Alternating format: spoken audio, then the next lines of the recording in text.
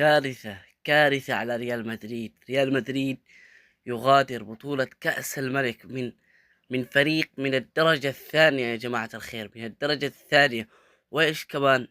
في المرتبة 17 في الدوري، ترتيبه 17 في الدوري. كارثة. تخيل فريق من الدرجة الثانية يسجل عليك 3 أهداف. حرام عليك. في مقولة تقول إذا كثر النجوم فسد الفريق. النجوم، شوف باريس سان جيرمان، كان عندهم كيليان مبابي، كان عندهم ميسي، كان عندهم نيمار، كان عندهم راموس، ولا حققوا أي شيء. بس لما راحوا كامل حققوا جابوا دوري الأبطال. شوف أنت الآن تلعب في فريق، تخلي اللاعبين، الإدارة هذه تخلي تبغى اللاعبين يشترطوا على المدرب. أنت مجنون؟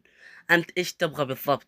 عندك شوف فينيسيوس، أولهم فينيسيوس، كل شوية يشترط على المدرب، يبغى مدرب مدري إيش. أنت تبغى المدرب. نبغى. شوف أيام زيدان، أيام مورينيو، لما كان اللاعب أتحدى أي لاعب يتكلم على المدرب ولا يرفع صوته على المدرب. أنت تجيب لي مدربين.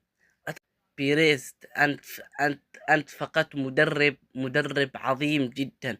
كان يمكن يحقق لك دوري الأبطال، كان ممكن يجيب لك الدوري، كان ممكن يجيب لك كل البطولات، بشرط، شرط واحد.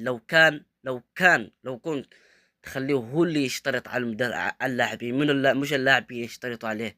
لأنه شوف، أنا متأكد 100% يا جماعة الخير أن تشابي ألونسو لو راح أي فريق في العالم، مثلا ليفربول، إذا تعاقدوا معه، أنا متأكد 100% إنه بيحقق لهم الدوري، بيجيب لهم دوري الأبطال، بيجيب لهم كل البطولات. ليش؟ لأنه مدرب فاهم كرة قدم. يعني أنت المشكلة مو في المدرب، المشكلة في اللاعبين، مشكلتك في اللاعبين. معليش يا أربيلو، أنت مع احترامي لك أنت ما تنفع تكون مدرب لريال مدريد. حتى لو تصرح من اليوم إلين بعد سنة، ما تنفع. أنت ما تنفع تدرب ريال مدريد في أول مباراة لك في أضعف فريق في الدرجة الثانية، تخسر منه يا شيخ. 3 3 يا جماعة الخير، 3. أنا الحين أقول لكم، إذا استمر اللاعبين زي كذا يشترطوا على المدرب، لو تجيب 1000 مدرب، لو تجيب في كل شهر مدرب، ما راح يجي يحقق لك أي شيء. لازم اللاعبين يشوف نفسهم، يفكروا في نفسهم. عندك أولهم فينيسيوس، ثانيهم كيليان مبابي، فالفيردي، بيلينغهام، كلهم هذا يبغوا لهم